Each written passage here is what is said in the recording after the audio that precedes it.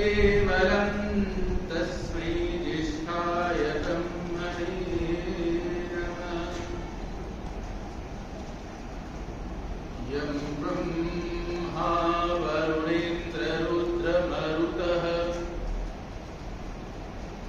स्तुन्वन्ति दिव्यैस्तवैः वेदैः साङ्गोपदक्रमोपनिषदैः गायन्ति यं सामगाः ध्यानावस्थिततद्गतेन मनसा पश्यन्ति यं योगिनः यस्यान्तं न विदुसुरासुरगणा देवाय तस्मै नमः। देवाय तस्मै नमः। स्वस्ति वाचन के मंत्रों के चिंतन की श्रृंखला पर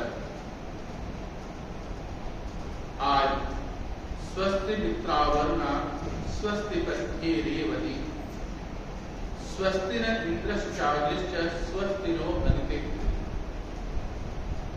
और स्वस्ति पंथा अनुचरेम सूर्या चंद्रमसा विव पुनर्दता घता जानता संगमे मही। इस पवित्र मंत्र जो ऋग्वेद का है 5वें मंडल का 51वां सूत्र 14वां और 15वां मंत्र। इस मंत्र के सुंदर भावों को चिंतन करते हैं। सामान्य अर्थ तो शब्दार्थ जिसे हम कहेंगे, हे मित्र वरुणो, वरुण कहते हैं द्विवचन में अर्थात दो, श्वास और प्रश्वास। तुम मेरे मित्र हो, तुम मेरा कल्याण करो। स्वस्ति पथ्ये रेवती, मैंने जो भी जीवन में धन का अर्जन किया है या कर रहा हूं, हे मेरे लक्ष्मी, हे मेरे धन, हे मेरे ऐश्वर्य, मुझे कल्याण करो, अर्थात मेरा कल्याण करो। इंद्रश्च अग्निश्च, इंद्र और अग्निदेव दोनों मेरे को आशीर्वाद दे, कल्याण करो। स्वस्ति ने अदिति कृति, हे अदिति। अदिति कहते हैं सूर्य की पत्नी को, अर्थात प्रकाश पुंज की जो शक्ति है, ऊर्जा है, उस महान ऊर्जा के सामने मैं नतमस्तक होकर कामना करता हूं कि मेरा कल्याण करो, स्वस्ति प्रदान करो। अगला बहुत सुंदर भाव है स्वस्ति पंथा अनुचरेम सूर्या चंद्रमसा विव। सूर्य और चंद्रमा की तरह स्वस्ति अर्थात कल्याण की कामना को प्राप्त करे, नवीनता को धारण करे। पुनर्दता ज्ञता जानता संगमे महे, ऐसे व्यक्ति जिन्होंने मन में भी और कर्म में भी अहिंसा को प्राप्त कर लिया है, अर्थात जो मन में भी किसी के प्रति हिंसा नहीं सोचते, हिंसा का मतलब किसी को दुख देने की भावना नहीं सोचते, किसी के लिए ईर्ष्या नहीं करते, मन में भी, शरीर से तो बात छोड़िए, अर्थात मन में भी जिसके विचारधारा में ऐसा उत्पन्न नहीं होता हो, ऐसे महान दिव्य पुरुषों को मैं नतमस्तक करते हुए उनके शरणों में जाकर के कल्याण की कामना करता हूं। बहुत सुंदर बात। इस बात को समझने से साथ साथ हम 3 शब्दों को समझना आवश्यक है। एक मंत्र को या अनेक मंत्रों को हम जीवन में लाखों बार उच्चारण करते हैं, लाखों बार सुनते हैं, और गायत्री मंत्र जैसे मंत्रों को बचपन से लेकर के दादा दादी नाना नानी बनते तक उच्चारण करते हैं और करवाते चलेगा। और ऐसे हमारे पूर्वजों ने किया और आगे भी चलती रहेगी परंपरा। इस निभा रहे। क्यों? क्योंकि इस बात को समझने के लिए 3 शब्द मैं आपके सामने रख रहा हूं। बहुत सुंदर शब्द है, शरीर, मन और आत्मा।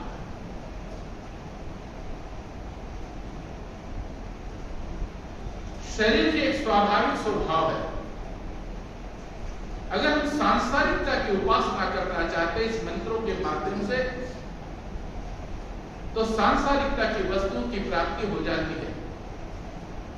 संसार की सांसारिकता को जीतना चाहते हो, अर्थात धन, वैभव, लक्ष्मी, क्या सम्मान से, तो वो भी प्राप्त हो जाता है। आज भी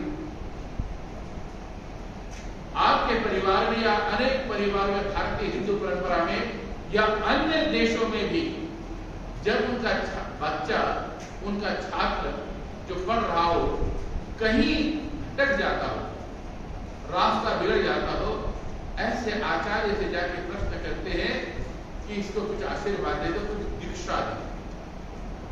तो आचार्य कहते हैं, लो इस मंत्र का पाठ करना।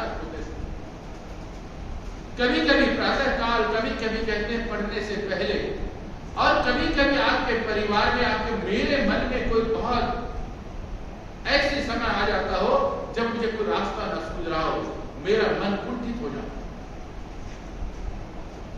किसी सांसारिकता के कारण, किसी शारीरिक परेशानी के कारण, तब मैं क्या करता हूं, किसी रास्ते को ढूंढता हूं, तो मेरा शरीर एकदम शिथिल हो जाता है, कार्य करने की क्षमता रहती, उदासीनता हो जाती है। ऐसे में मैं सांसारिकता को मैं जीतना चाहता हूं। सांसारिकता से मेरा मतलब यह है, संसार के सुखों को जो दिखता है आंखों से, जो शरीर को अनुभव होने से सुख की प्राप्ति होती है, उसे हम सांसारिकता का सुख कहते हैं। ऐसे समय में या तो आप भौतिक वस्तुओं, दवाई इत्यादियों का प्रयोग करते हैं, फिर भी अगर कहीं साधन नहीं मिलता तो उस दिव्य शक्ति को स्मरण करते वेद मंत्रों के माध्यम से बार बार जब हम उच्चारण करते हैं तो शरीर में परिवर्तन आता है। जो औषधियां, जो अन्य कार्य नहीं करते थे, वो काम करने शुरू कर देते हैं। आपका शरीर स्वस्थ, संसारिकता को विजय प्राप्त कर सकते हैं, लेकिन मन उदास हो जाता है। तो मन को जीतने के लिए क्या करना पड़ेगा?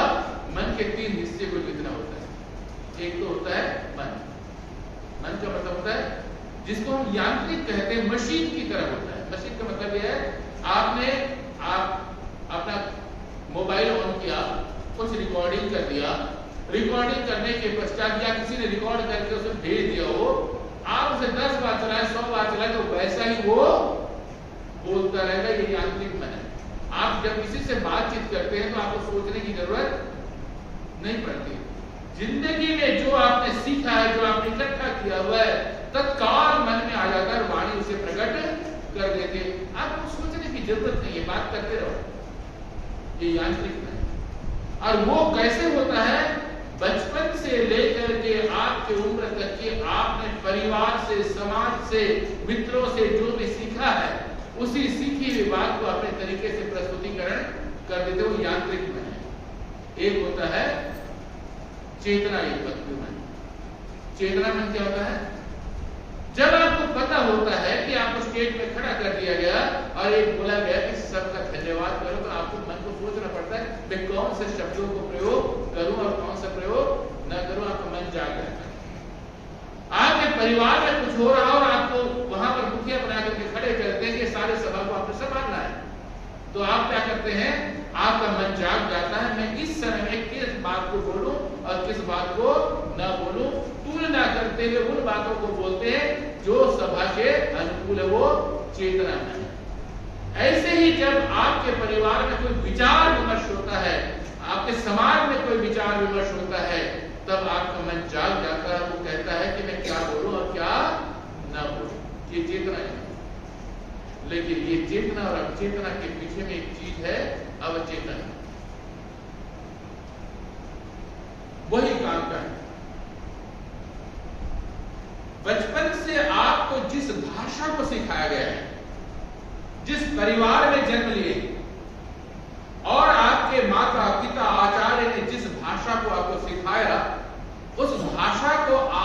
कभी भी सोच के नहीं बोलते, बिना सोचे ही बोल डाल देते हैं। वो कहां से उत्पन्न हुआ? आपके अवचेतन मन में बार बार लाखों करोड़ों अरबों बार प्रवेश कर दिया गया, उस भाषा को आप सरलता से बोल लेते हैं। लेकिन अगर वही किसी दूसरे भाषा भाषी में चले जाएं, जो कि हमारे समझ से पहले से हमारे मन को नहीं सिखाया गया, हमारी बुद्धि को नहीं समझाया गया, वो बात करेंगे, आप चुपचाप उसके इशारों को अनुमान तो लगा सकते हैं, लेकिन भाषा को समझ नहीं सकते। क्यों? क्योंकि आपके अवचेतन मन में उस भाषा को नहीं सिखाया गया। इसी प्रकार से अगर हमारे समाज में रहते हुए हमारे को कभी दुख आता है, कष्ट आता है, परेशानी आती है, क्रोध आता है, ईर्ष्या आते है, अहंकार आता है, वो आप ऐसे धीरे धीरे इकट्ठा करते चले जाते हो।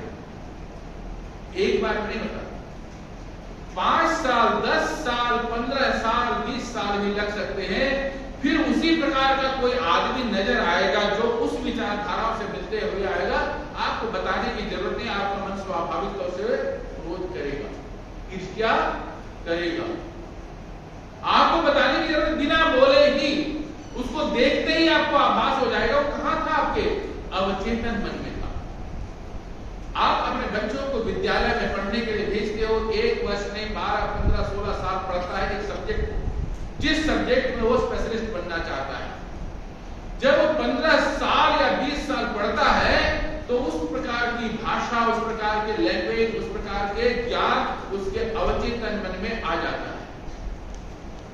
फिर उसके पश्चात क्या होता है, जब वो कहीं इंटरव्यू देने जाता है या अपनी बात को रखने जाता है, वो ऐसी सभा पर जहां उसको रखना हो, अगर वो व्यापारीकरण करता है तो उसको सभा में रखना पड़ेगा। अगर अकेले जाता है तो इंटरव्यू में देना पड़ेगा उसी लैंग्वेज को, उसी भाषा को जो सीखा था 15-20 साल में, उसी को अपनी विचारधारा से प्रस्तुत करेगा। लेकिन अगर उस विषय से अलग प्रश्न कर दिया जाए तो उसके पास जवाब नहीं है, क्योंकि उसके अवचेतन मन में वो ज्ञान नहीं। इसी प्रकार से ध्यान देना, अगर हमारे अवचेतन मन में अगर इस मंत्र की शक्ति की कामना नहीं कही गई है तो ये मंत्र आपकी रक्षा नहीं कर पाएंगे और ये आपको समाधान दे नहीं पाएंगे। कैसे नहीं दे पाएंगे? इन दोनों मंत्रों में आप ध्यान देंगे, हमेशा द्विवचन का प्रयोग किया गया है, 2 जोड़े का प्रयोग किया गया, जैसे सुख दुख, श्वास प्रश्वास, मित्र वरुण, द्विवचन का प्रयोग है। इसमें लिखा है स्वस्ति पत्ते रेवती स्वस्ति न इंद्रश्चाग्नि से, यहाँ भी 2 देवताओं का नाम है, इंद्र और अग्नि का जोड़े का नाम लिया है। स्वस्ति नो अलिते कृधि, यहाँ पर अदिति देव से, यहाँ पर सूर्य और सूर्य पत्नी की से कामना की गई है। आगे चलते हैं, स्वस्ति पंथा मनुचरेव सूर्या चंद्रमसा विव। इस मंत्र की बड़ी महानता है, प्राचीन काल से परंपरा है। जब वैदिक मंत्र का उच्चारण करते हैं, जब कोई राजा का युद्ध के लिए जा रहा हो और या कोई व्यक्ति प्रस्थान कर रहा हो या आपके परिवार का कोई सदस्य विदेश जा रहा हो, हम इसी आचार्य लोग इसी मंत्र का उच्चारण करके उन्हें आशीर्वाद देते हैं। जाओ राजन, तुम युद्ध के लिए जा रहा हो, हम तुम्हें आशीर्वाद देते हैं। सूर्य चंद्रमा विव, जैसे सूर्य और चंद्रमा क्या करते हैं, अपने समय पर उदय होते हैं, प्रकाशित होते हैं। आज का सूर्य और कल के सूर्य में कोई फर्क आता है नजर? नहीं आता। हमेशा ने आज के चंद्रमा पूर्णमासी का और अगले पूर्णमासी के चंद्रमा में कोई फर्क आएगा? नहीं आएगा। क्यों नहीं आएगा? वो हमेशा नया रखते हैं अपने आप को।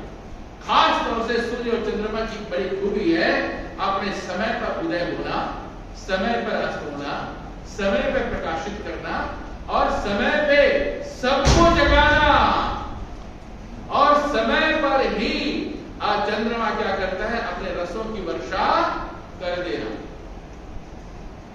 यह उनका स्वाभाविक स्वभाव है। यह तभी संभव है जब हम उनसे देवताओं से तो प्रार्थना कर रहे हैं।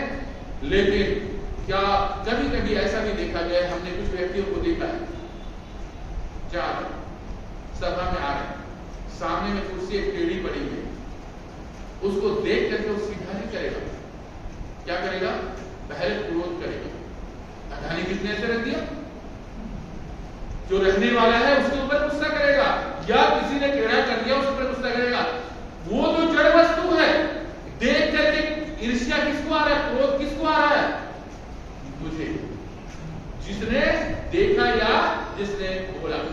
परिवार में भी स्थिति है, कोई चीज टेढ़ा मेढ़ा रखा हुआ है, आते ही अपनी जवान को टेढ़ा मेढ़ा करना शुरू कर देते हैं। क्यों करते हुए? क्योंकि उन्होंने देखा जड़ वस्तुएं हैं, वो अपने आप नहीं हो सकते या किसी कारणवशात रख दिया है, 2 घंटे भूल भी गए, लेकिन पिछला सारा गुस्सा, सारा क्रोध इकट्ठा होकर के वहीं प्रकट हो जाता है और सारी बातों को वो नहीं चाहते हुए भी रख देते हैं। क्यों हुआ? क्योंकि उसने बहुत सारे दिनों में इकट्ठा किया हुआ था। क्या ऐसे ही वेद मंत्रों को हम प्रार्थना कर करके प्रार्थना इकट्ठा कर सकते हैं? अगर हम प्रार्थना इकट्ठा कर लेते हैं तो समझ लेना उसको देखते ही आपके मन में प्रार्थना है, वो जो टेढ़ी वस्तु को देखते हुए प्रार्थना है। लेकिन यहां पर एक बहुत बड़ी बात मैं ये कहना चाहता हूं, बहुत सुंदर बात है कि जिस समय में आप प्रार्थना कर रहे हो किसी स्वार्थ से, किसी लोभ से युक्त, किसी निजी स्वार्थ वशात अगर प्रार्थना कर रहे हैं तो वैसे ही भाव की उत्पत्ति होगी।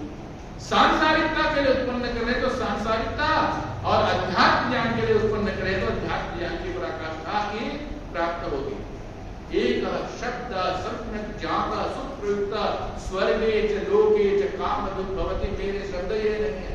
ऋषियों ने कहा है अगर इन शब्दों को अगर हम लोग सम्यक ज्ञाता इसके भाव को समझ लेते, उसी भाव से युक्त होकर के अगर प्रार्थना करते हैं तो वो फल की प्राप्ति होना प्रारंभ हो जाता है।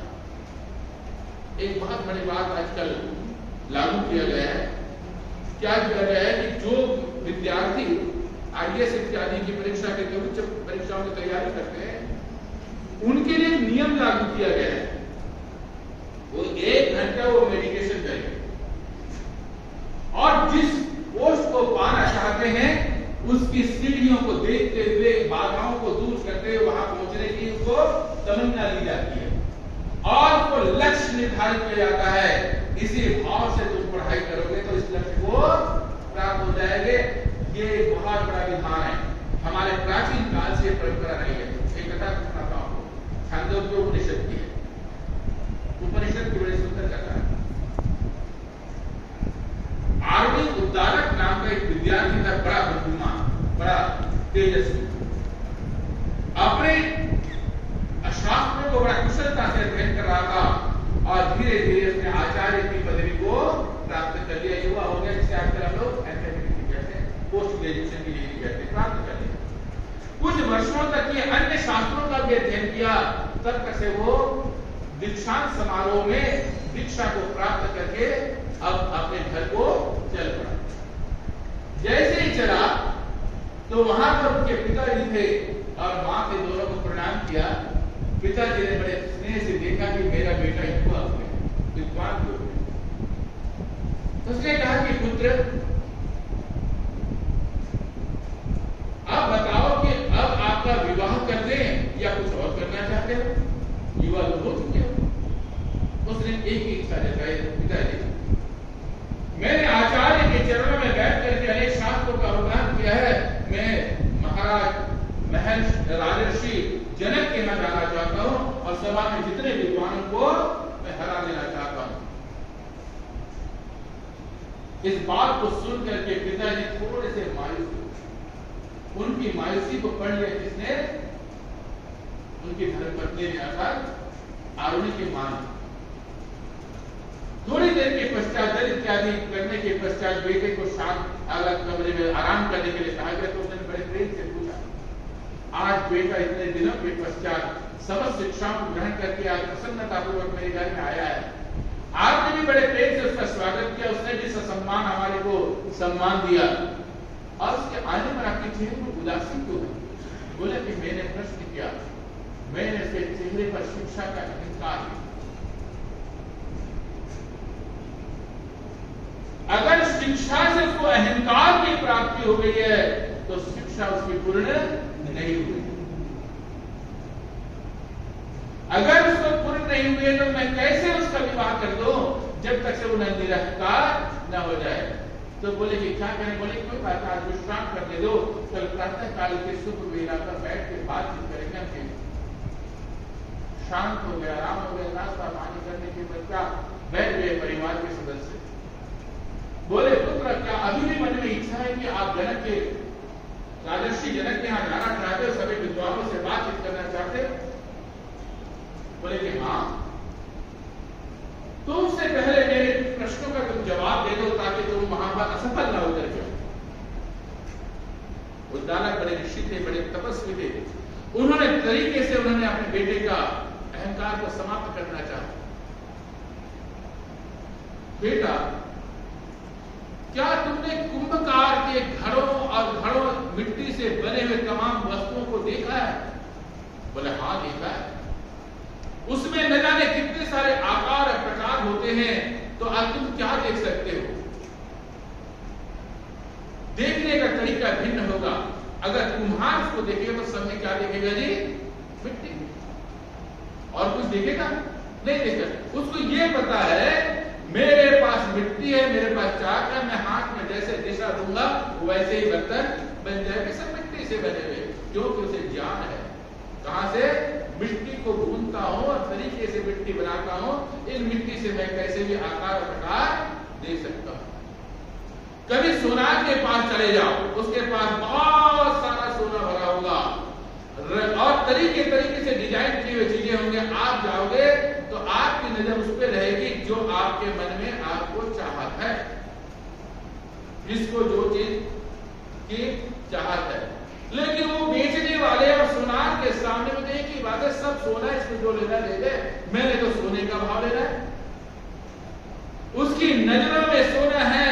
इसी प्रकार के दुनिया की तमाम वस्तुओं में देखो ध्यान से, कहीं शहद की छतरी के नीचे चले जाना, शहद लबालब करा लेना, शहद निकाल लेना, एक शीशी में भर लेना, उसमें से एक चम्मच उसमें से तुम शहद निकाल लेना।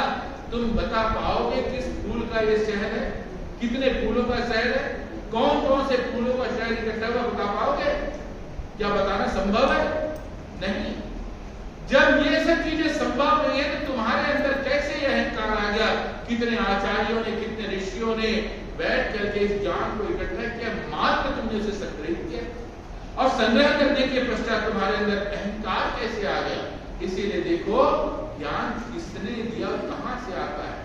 वास्तव में ज्ञान जो अवचेतन मन में आता है, जो परमपिता परमात्मा ने इस प्रकृति में भी खेल लिया है, उस प्रकृति से थोड़े थोड़े शिक्षा ग्रहण करके अनेक आचार्यों से आपने विद्या को जो ग्रहण किया है, वो तुम्हारा अपना ज्ञान नहीं है। मैं इन सब बातों को क्यों कहना चाहता हूं? क्योंकि वेद का मंत्र वही है जिसको हमने लाखों बार चिंतन कर लिया, सोच लिया है। तो मैं अपने श्वास और प्रश्वास से कामना करता हूं कि हे श्वास और प्रश्वास मित्र वरुण, तुम दोनों मेरे मित्र हो, तुम दोनों क्या हो? मेरे लिए वरुण हो। तुम मैं तुम्हारे सामने में जाकर के प्रार्थना करता हूं कि क्या करो, तुम मुझे कल्याण प्रदान करो। कभी बैठ करके उस श्वास के बारे में सोचो, जिसको आपने नहीं बनाया, जिसने ना बना सकते, जिसको किसी महान दिव्य शक्ति ने आपके लिए, हमारे लिए प्रदान किया है, जिस महान दिव्य शक्ति ने संसार के जीवित रहने वाले तमाम पेड़ पौधे, प्रकृति, प्राणियों के लिए प्रदान किया है, जीवित रहने वाले हर वस्तु के प्रदान किया है। और तो और जड़ पदार्थों में, जल में भी हाइड्रोजन ऑक्सीजन का भी भंडार भर दिया है। और समुद्रवंती अस्मद आत्मा, समुद्र, इसका मतलब क्या है? पृथ्वी के चारों तरफ वाष्प की किरणें हैं। वैदिक मंत्रों में उन वाष्प की किरणों को, वाष्पों को क्या कहा गया?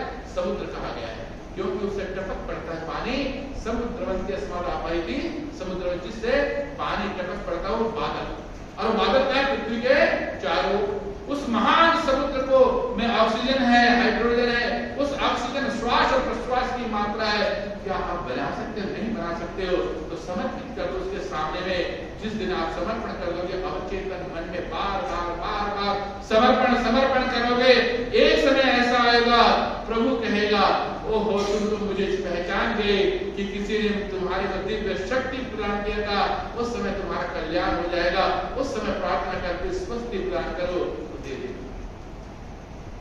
फिर कहता है स्वस्ति पथ्ये रेवती, मैंने जिंदगी में जो कुछ सांसारिकता से इकट्ठा किया है, हे प्रभु तूने मेरे अवचेतन मन को शक्ति प्रदान की। मैंने अपने हाथों का प्रयोग किया, वाणी का प्रयोग किया, समाज की सेवा की, राष्ट्र की सेवा की, अपने कार्य को कुशलता से निभाया, और जो मैंने प्राप्त किया है ये आशीर्वाद से प्राप्त किया है। अगर थोड़ा सा मन बिगड़ जाए, थोड़ा सा दिमाग में खराबी आ जाए, तो उस सब चीज की प्राप्ति हो सकती थी?